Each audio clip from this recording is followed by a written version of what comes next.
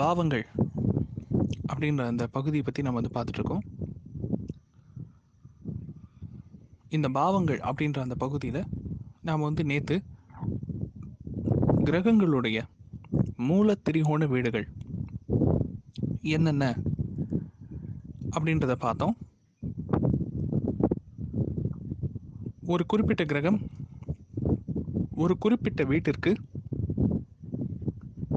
மூல திரிகோண வீடாக அமையும் பொழுது, ஒரு குறிப்பிட்ட கிரகத்திற்கு ஒரு குறிப்பிட்ட ராசி மூல திரிகோண வீடாக அமைவதன் மூலியமாக அந்த கிரகம் பிறந்த நட்சத்திரத்தின் மூலியமாக அந்த குறிப்பிட்ட கிரகம் தான் பெற்ற கர்ம பதிவையும் தான் பெற்ற சாபத்தையும் அந்த வீடு எப்பொழுதுமே பிரதிபலித்து கொண்டே இருக்கும் அப்படின்னு நம்ம பார்த்தோம் இல்லையா?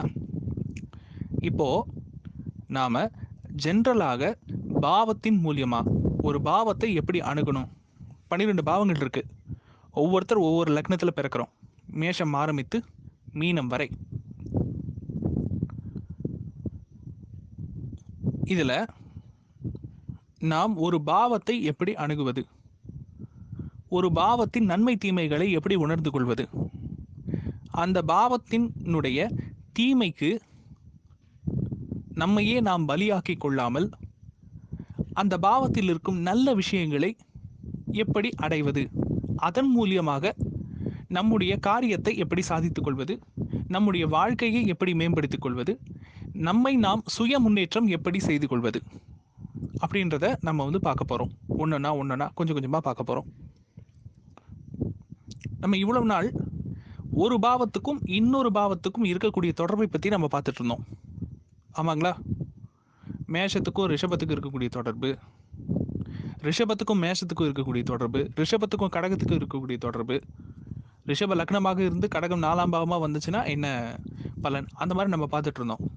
இப்போ நம்ம ஒட்டு மொத்தமாக இவ்வளவு நாள் நம்ம தனித்தனியாக படித்தது, தனித்தனியாக தகவலாக பெற்றது, அந்த தகவல் துளிகள் இருக்கு இல்லையா, அது அனைத்தையும் சேர்த்து வைத்து ப்ராக்டிஸ் பண்ண போகிறோம். ஒரே டைமில் பார்க்க போகிறோம். அப்படின்னா என்னென்னா, ஏதோ ஒரு லக்னம், ரேண்டமாக ஏதோ ஒரு லக்னம் நம்ம சூஸ் பண்ணுறோம். ஓகே, அந்த லக்னத்திலிருந்து மீதி 11 பாவங்களும் ஏதாச்சும் ஒரு ராசி கட்டத்துக்குள்ளே அடங்கிடும் இல்லையா? அப்போது அப்படி வரும் பொழுது மொத்தமாக நம்ம எப்படி பலன் பார்க்கறது அப்படின்னு ஒரு கணக்கு இருக்கு. அது என்ன, அது எப்படி அப்படின்றத நாம வந்து இப்போ பார்க்க போகிறோம். உதாரணம், அதுக்கு ஒரு உதாரணம் பார்ப்போம். இப்போ நம்ம மீன லக்னத்தை எடுத்துக்கொள்வோம். மீன லக்னம் ஒரு உதாரணம். உதாரண ஜாதகம் இப்போ நான் போடலை, நான் வந்து ஒரு உதாரணம் சொல்கிறேன். மீன லக்னத்தை நம்ம எடுத்துக்கொள்வோம். இப்போ நம்ம வந்து பாவத்தை வைத்து, பாவம்ன்ற கான்செப்டை எப்படியெல்லாம் அப்ளை பண்ணலாம், அதை வைத்து நாம் என்னென்ன தகவல் எல்லாம் எடுக்க முடியும் அப்படின்றத பற்றி இப்போ நம்ம பார்க்க போகிறோம். மீனம் அப்படின்ற அந்த லக்னத்தை வைத்து நம்ம என்னென்னலாம் எடுக்க முடியும், வெறும் லக்னத்தை மட்டும் வச்சு. இப்போவும் நமக்கு கிரகங்கள் எங்கெங்கே அமர்ந்திருக்குன்னு தெரியாது. மிச்ச 11 பாவங்கள் லக்னத்தோடு சேர்த்து 12 பாவங்கள் பற்றி மட்டும்தான் நமக்கு தெரியும். இப்போ அந்த 12 பாவத்தினுடைய பலன்களையும் ஒரு சேர எப்படி அப்ளை செய்வது, எப்படி அதை வந்து அந்த சூத்திரத்தை எப்படி வந்து நம்ம அப்ளை பண்ணுறது, அதை அப்ளை பண்ணி அதன் மூலியமாக நாம் எவ்வாறு தகவல் எடுப்பது அப்படின்றத நாம் வந்து இப்போ பார்க்க போகிறோம். இப்போது நான் ஏற்கனவே சொன்ன மாதிரி ஒவ்வொரு வீட்டை பற்றி சொல்லியிருக்கேன் இல்லையா? சரி, இப்போ நீங்கள் இதை தனித்தனியாக படிச்சிருப்பீங்க. மேஷத்தை பற்றி நான் பேசியிருக்கேன், ரிஷபத்தை பற்றி நான் பேசியிருக்கேன், மிதுனத்தை பற்றி பேசியிருக்கேன், கடகத்தை பற்றி பேசியிருக்கேன், சிம்மத்தை பற்றி நம்ம பேசியிருக்கோம், கன்னி, துலாம், விருச்சிகம், தனுசு, மகரம், கும்பம், அத்தனை பாவத்தினுடைய தனித்தன்மை பற்றி நம்ம பேசியிருக்கோம். ஆமாவா? இப்போ அத்தனையும் சேர்த்து நம்ம ரெக்கலெக்ட் பண்ண போகிறோம், அத்தனையும் சேர்த்து நம்ம ஞாபகப்படுத்த போகிறோம். அந்த பயிற்சி தான் ரொம்ப ரொம்ப முக்கியம். ஏன்னா தனித்தனி தகவலாக நாம் வந்து ஒரு விஷயத்தை மனதில் ஏற்றிக்கொள்வது அல்லது புரிந்து அதை வந்து ஒரு புரிதல் மூலியமாக மூளை அதை கிரகித்துக் கொள்வது ஈஸி. ஆனா ஒரே நேரத்தில் அவ்வளவு விஷயத்தையும் அப்ளை செய்வது என்பது, டக்கு நீங்க ஜோதிடர் அப்படின்ற ஒரு இடத்துக்கு போய் உட்கார்ந்துட்டீங்க அப்படின்னா ஒரே நேரத்தில் எல்லா விஷயத்தையும் அப்ளை பண்ண முடியாது. அது கஷ்டமாயிடும், குழப்பமாயிடும். எதை பார்க்கறது, எங்க ஆரம்பிக்கிறது, என்ன பண்றது, எப்படி முடிக்கிறது எதுவுமே தெரியாம போயிடும். அதுக்கான ஒரு பிராக்டிஸ் தான் இந்த பாவம். ஏன்னா பாவத்தின் மூலியமாகத்தான் நீங்க வந்து பலன் முடிஞ்ச வரைக்கும் ஜாதகத்திற்கான தகவலை எடுக்க முடியும், ஜாதகத்துக்கான பிரச்சனை என்னன்றதை ஆராய முடியும், ஜாதகத்திற்கான சொல்யூஷனையும் உங்களால் கொடுக்க முடியும். ஏன்னா பாவம் அப்படின்றது ரொம்ப ரொம்ப இம்பார்ட்டன்ட். ஒரு மனிதனுடைய வாழ்க்கை 12 பகுதிகளாக பிரிக்கப்பட்டு இருக்கின்றது. அப்போ அந்த 12 பகுதிகள் சார்ந்த காரகத்துவமும் நமக்கு ஞாபகத்தில் இருக்கணும். அதே போல அந்த 12 பகுதிகள் எந்த ராசிக்கு கீழ் வருது, எந்த வீட்டிற்கு கீழ் வருது அப்படின்றதையும் நாம் கவனத்தில் கொள்ள வேண்டும். அந்த வீட்டினுடைய காரகத்துவம், அந்த வீட்டினுடைய தன்மையும் நமக்கு ஒரு சேர ஞாபகத்தில் இருக்கணும். அப்படி ஞாபகத்தில் இருந்தால்தான் நம்மால் ஒரு ஜாதகத்தை பார்த்தவுடன் டக்கு டக்கு டக்குன்னு பாயிண்டை எடுக்க முடியும். அதற்கான முதல் படிதான் இந்த பாவம் அப்படின்ற இந்த பாடங்கள், அதனுடைய பயிற்சி. இப்போ நம்ம பார்க்குறது ஒரு ப்ராக்டிக்கல் ட்ரைனிங் தான், ஒரு டெமோ மாதிரி இப்போ நம்ம பார்க்க போகிறோம். உதாரணத்துக்கு இப்போ நம்ம மீன லக்னத்தை எடுத்துக்கிட்டோம். ஓகே, வெறும் இந்த மீன லக்னத்தை வச்சு மட்டும் நம்ம பலன் சொல்லணும். நமக்கு வேற எதுவுமே தெரியாது. லக்னாதிபதி எங்க இருக்காருன்னு தெரியாது, ராசி நட்சத்திரம் எதுவும் தெரியாது, மிச்சம் 8 கிரகங்கள் 9 கிரகமும் எங்க உட்காந்துருக்குன்னு, ராகு கேது எங்க இருக்காங்கன்னு தெரியாது, சனி எங்க இருக்குன்னு தெரியாது, புதன் சுக்கிரன் எங்க இருக்குன்னு தெரியாது, குருவும் செவ்வாய் எங்க இருக்காங்கன்னு தெரியாது, சூரியன் சந்திரன் எங்க இருக்காங்கன்னு தெரியாது. ஏன் லக்னமே எந்த புள்ளின்னு கூட நமக்கு தெரியாது. நமக்கு தெரிஞ்சது வெறும் மீன லக்னம் மட்டும்தான். இப்போ இதை வைத்து நாம் தகவல்களை, அந்த ஜாதகம் சார்ந்த நன்மை தீமைகளை, அந்த ஜாதகத்துக்கு கைடன்ஸ் கொடுக்கணும். அந்த ஜாதகத்திலிருந்து பலன் நம்ம எடுக்கணும், தகவல் எடுக்கணும். எப்படி எடுப்போம்? ஆச்சரியமா இருக்கு இல்லையா? வெறும் லக்னம் மட்டும் தான் நமக்கு தெரியும், வேற எதுவுமே நமக்கு தெரியாது. அதுவும் அந்த லக்னம் எந்த புள்ளியில் நிற்குதுன்னு நமக்கு தெரியாது. இன்ஃபேக்ட் இன்னும் சொல்லப்போனால் 12 பாவ முனைகளும் நமக்கு தெரியவே தெரியாது. இது முதல் படி. இந்த படியில நாம வந்து கரெக்டா இந்த தகவலை ஒரே நேரத்தில் அப்ளை பண்ணி, ஒரே நேரத்தில் பல தகவல்களை எடுத்து வச்சு அந்த தகவலை நாம் ஜீரணம் செய்ய வேண்டும், டைஜஸ்ட் பண்ணணும். இதை டைஜஸ்ட் பண்ண பழகினாதான் நம்ம கொஞ்சம் கொஞ்சமா பலன் பார்க்கறதுக்குள்ள போக முடியும். இந்த உதாரண மீன லக்னத்துக்கு 2ஆம் பாவமா என்ன வருது? மேஷம் வருது. மேஷத்தை பத்தி நம்ம என்ன படிச்சோம்? மேஷம் பயன் தராத வீடு. யாருக்கு பயன் தராத வீடு? ஜாதகருக்கு பயன் தராத வீடு. ஆமாவா? ஜாதகருக்கு அது பயன்படாது. ஜாதகர் மூலியமாக அடுத்தவர்களுக்கு வேண்டும் என்றால் அது பயன்படும். ஏன்னா அது காலபுருஷனுக்கு லக்னம், காலபுருஷனுக்கு முதல் பாவம். அப்போ ஒரு மீன லக்னத்தை சேர்ந்தவருக்கு மேஷம் 2ஆம் பாவமாக வந்து விட்டது. அப்போ மீன லக்னத்தை சேர்ந்தவர்களுக்கு 2ஆம் பாவம் வருமான ஸ்தானம். ஆமாவா? அப்ப அவர்களுடைய வருமானமே முதல்ல அவர்களுக்கு பயன்படுமா? பயன்படாது. அது அடுத்து முழுக்க அடுத்தவர்களுக்கு தான் பயன்படும். சுயமாக தன்னுடைய வருமானத்தின் மூலியமாக அவர் என்ன சுகத்தை அனுபவித்தார்னு கேட்டீங்கன்னா நிறைய மீன லக்னத்தை சேர்ந்தவர்களுக்கு கிட்ட பதிலே இருக்காது. ஏன்னா 2ஆம் பாவம் மேஷம். சரி, இப்போ இதுக்கு வந்து சொல்யூஷன் என்ன?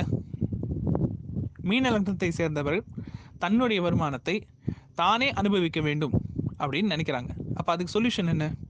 தன்னுடைய வருமானத்தை இன்னொருவர், அதாவது தன்னுடைய ரத்த சம்பந்தப்பட்ட உறவினர், ஒன்று அம்மாவா இருக்கலாம், அப்பாவா இருக்கலாம், ரொம்ப கான்ஃபிடென்ஷியலான பர்சன், நம்பிக்கையானவர், நம்பகமானவர், மனைவி அல்லது அப்பா அல்லது அம்மா, உண்மையாகவும் நேர்மையாகவும் நம்பகமாகவும் இருக்கின்ற மிக நெருங்கிய இரத்த உறவு, அவர்களிடம் இந்த பணத்தை ஆளும் பொறுப்பை, அதாவது நிர்வாகம் செய்யும் பொறுப்பை ஒப்படைத்துவிட்டு அவர்கள்கிட்ட இருந்து இவங்க வந்து செலவுக்கு காசை கேட்டு வாங்கிக்கிறது மூலியமா அந்த வருமானத்தை இவர்களால் இன்டைரக்டாக அனுபவிக்க முடியும். நான் சொல்றது உங்களுக்கு புரியும் நினைக்கிறேன். வருமானத்தை நேரடியாக உங்க அக்கௌண்ட்லயே வச்சுக்கிட்டு இவங்க அக்கௌண்ட்ல இருந்து இவங்க வித்ரா பண்ணி அனுபவிக்கணும்னு நினைச்சா இவங்களால் அனுபவிக்க முடியாது. ஒன்று மருத்துவ செலவுக்கு போய்கிட்டு இருக்கோம், இல்லை விரயத்துக்கு போய்கிட்டு இருக்கோம், இல்லை வேற ஏதாவது தேவையில்லாத செலவாகிக்கிட்டு இருக்கோம், இல்லை குடும்பத்துக்காக மற்றவங்களுக்காக செலவு பண்ணிட்டு இருப்பாங்க. இவங்களுக்காக பர்சனலாக இவங்க எந்த ஆதாயத்தையும் அதன் மூலியமாக அனுபவிக்க முடியாது. எப்பொழுது அனுபவிக்க முடியும்? அந்த வருமானத்தை இன்னொருவருடைய அக்கௌண்ட்டுக்கு கிரெடிட் பண்ணுற மாதிரி வச்சு, இன்னொருத்தரோட அக்கௌண்ட் டீட்டெயில்ஸை கொடுத்து அந்த வருமானம் அதில் கிரெடிட் ஆகிற மாதிரி செஞ்சு, அவர்கள் மூலியமாக அவர்களுடைய டெபிட் கார்டு மூலியமாக அந்த பணத்தை வித்ட்ரா செய்து கொள்வது. அப்படி இல்லைன்னா அவங்க கிட்ட இருந்து காசை வாங்கி செலவு பண்ணுறது. இப்போ நம்ம சம்பள கவரையோ வருமானத்தையோ வீட்டில் பொறுப்பாக ஒரு நபர்கிட்ட கொடுத்து அவங்க கிட்ட இருந்து காசு வாங்கி செலவு பண்ணுவோம் இல்லையா? அதுபோல அடுத்தவர்களிடம் தன்னுடைய கல்லா பெட்டியை ஆளும் அல்லது நிர்வாகம் செய்யும் உரிமையை ஒப்படைத்துவிட்டு, நம்பகமான உண்மையான நேர்மையான இரத்த சொந்தத்திடம் ஒப்படைத்துவிட்டு, ஏன்னா சொல்ற வார்த்தைகளை வார்த்தைக்கு வார்த்தை கவனிக்கணும். அதுக்காக கண்டவங்க கிட்ட கொடுத்துட்டு அதுக்கப்புறம் அவங்க ஏமாத்திவிட்டாங்கன்னு நிற்க கூடாது.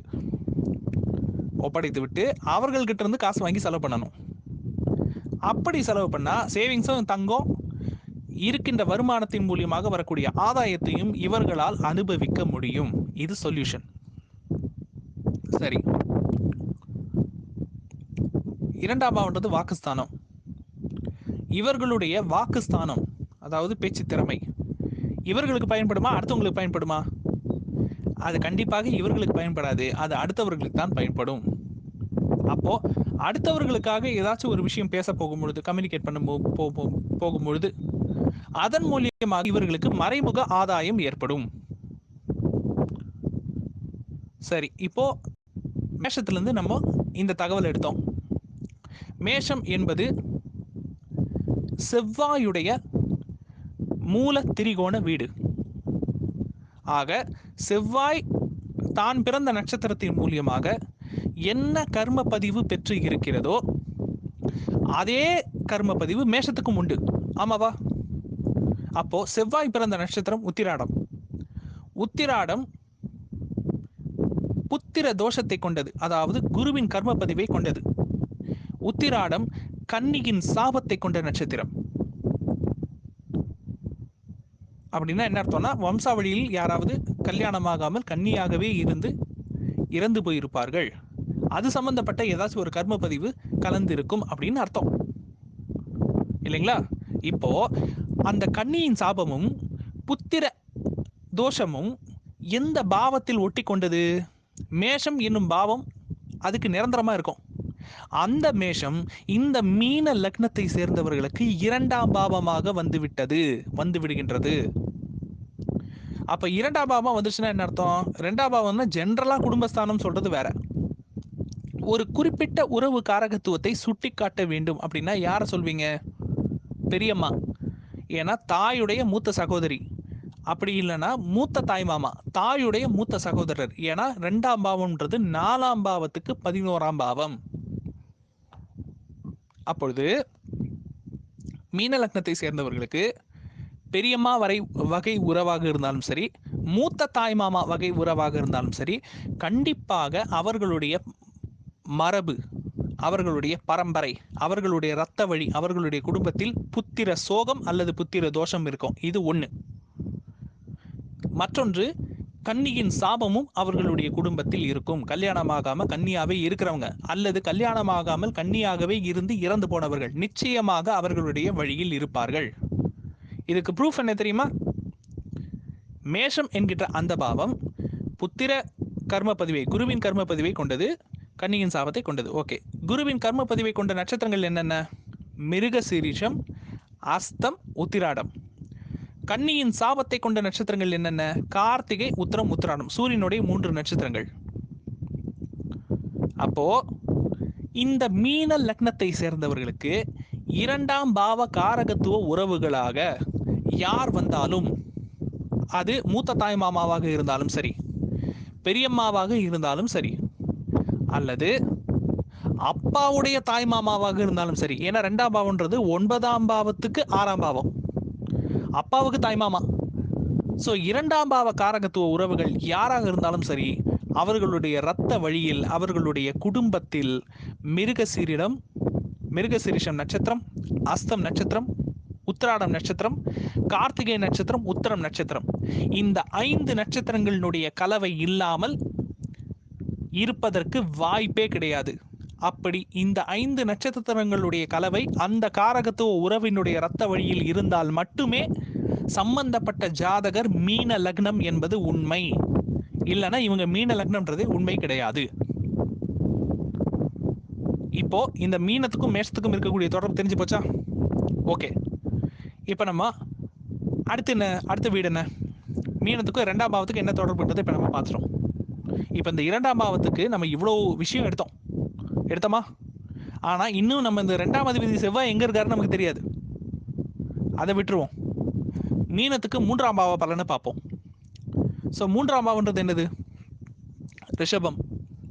ஓகே, ரிஷபம்ன்றதை பற்றி நம்ம என்ன தன்மை பேசியிருக்கோம்? ரிஷபம் வந்து காலபுருஷனுக்கு 2ஆம் பாவம். 2ஆம் பாவம்ன்றது புண்ணியத்தை சொல்லக்கூடிய இடம் அப்படின்னு சொல்லிட்டு நம்ம பார்த்தோம். அப்போ காலபுருஷனுக்கு 2ஆம் பாவமாக இருப்பதனால் ரிஷபம் என்பது புண்ணியத்தை, நாம் போன ஜென்மத்தில் செய்த புண்ணியத்தை சொல்லக்கூடிய இடம் அப்படின்னு நம்ம பார்த்தோம் இல்லைங்களா? ஏன்னா போன ஜென்மத்தில் செய்த பாவம், அந்த கர்ம பதிவை தெரிஞ்சுக்கணும் அப்படின்னா 8ஆம் பாவத்தை பார்க்கணும். காலபுருஷனுக்கு 8ஆம் பாவம் விருச்சிகம். ஓகே, நாம் போன ஜென்மத்தில் செய்த புண்ணியம், அந்த புண்ணிய பலம் எப்படி ஆக்டிவேட் ஆகும்னா ரிஷபத்தின் மூலியமாகத்தான் அது விழிப்படையும் அப்படின்னு நம்ம பார்த்தோம். அப்படி நம்முடைய புண்ணிய பலத்தை வளர்க்க உதவக்கூடிய ரிஷபம் என்கின்ற அந்த பாவம் மீன லக்னத்தை சேர்ந்தவர்களுக்கு 3ஆம் பாவமாக அமைந்து விடுகின்றது. 3ஆம் பாவமாக அமைந்து விட்டது. அப்போ மீன லக்னத்தை சேர்ந்தவர்களுக்கு எதன் மூலியமாக அவர்களுடைய புண்ணிய பலம் ஆக்டிவேட் ஆகும்? 3ஆம் பாவ காரகத்துவத்திற்கு உதவி செய்வதன் மூலியமாக அவர்களுடைய புண்ணிய பலம் ஆக்டிவேட் ஆகும்.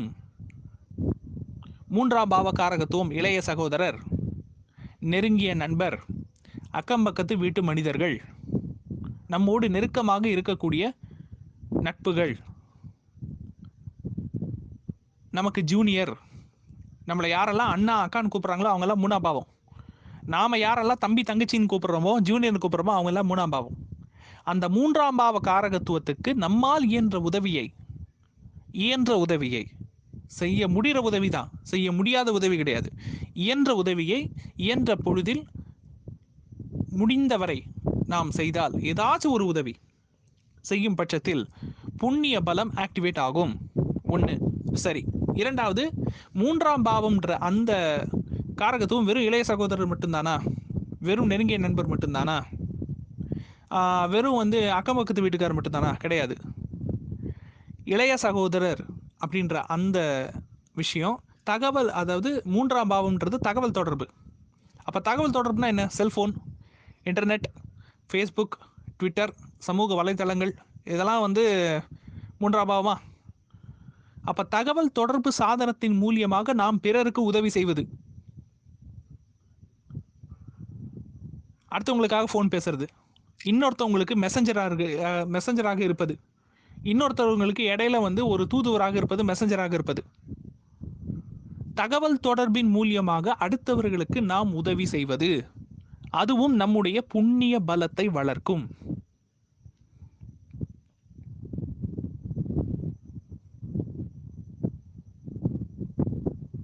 இது ரிஷபத்தினுடைய தன்மை. ஆக மீன லக்னத்தை சேர்ந்தவர்கள் தம் புண்ணிய பலத்தை வளர்க்க வேண்டும் என்றால் ரிஷபத்தை ஆக்டிவேட் செய்ய வேண்டும். ரிஷபம் என்பது 3ஆம் பாவம். ஸோ 3ஆம் பாவ காரகத்துவத்தை எப்பொழுதெல்லாம் அவர்கள் செயல்படுத்துகின்றார்களோ, நேர்மையாக நியாயமாக செயல்படுத்துகின்றார்களோ, அப்பொழுதெல்லாம் அவர்களுடைய புண்ணிய பலம் அதிகரிக்கும். சரி, 3ஆம் பாவம் பார்த்தாச்சு. அப்போ 4ஆம் பாவம் என்ன? 4ஆம் பாவம் மிதுனம். மிதுனத்தை பற்றி நம்ம என்ன சொல்லியிருக்கோம்? மிதுனம் என்ற பாவம் அது கோள் மூட்டி பாவம், அது சர்ச்சையை கிளப்பும் பாவம், அது புகையை கிளப்பக்கூடிய பாவம்.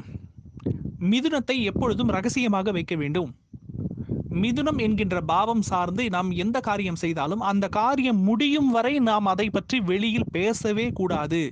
அமைதியாக எளிமையாக அதை எடுத்து செல்ல வேண்டும் அப்படின்னு நம்ம சொல்லியிருக்கோம். இப்போ மீன லக்னத்தை சேர்ந்தவர்களுக்கு மிதுனம் 4ஆம் பாவமாக வந்துடுச்சு. ஓகே, அப்போ 4ஆம் பாவம்ன்றது என்னது?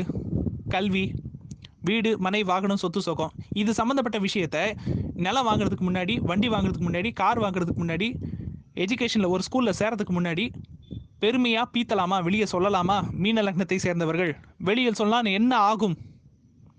அந்த பாவம் கெட்டு அழிந்து நாசமாக போகும், தடையாகும், தாமதமாகும், அல்லது இன்கம்ப்ளீட்டாக முடிந்துவிடும். இப்படி மீன லக்னத்தோடு ஒவ்வொரு பாவத்தையும் நாம் படித்தோம்ல, அந்த பார்த்த அத்தனை பாவத்தையும் நாம் இணைத்து பலன் பார்ப்போம்.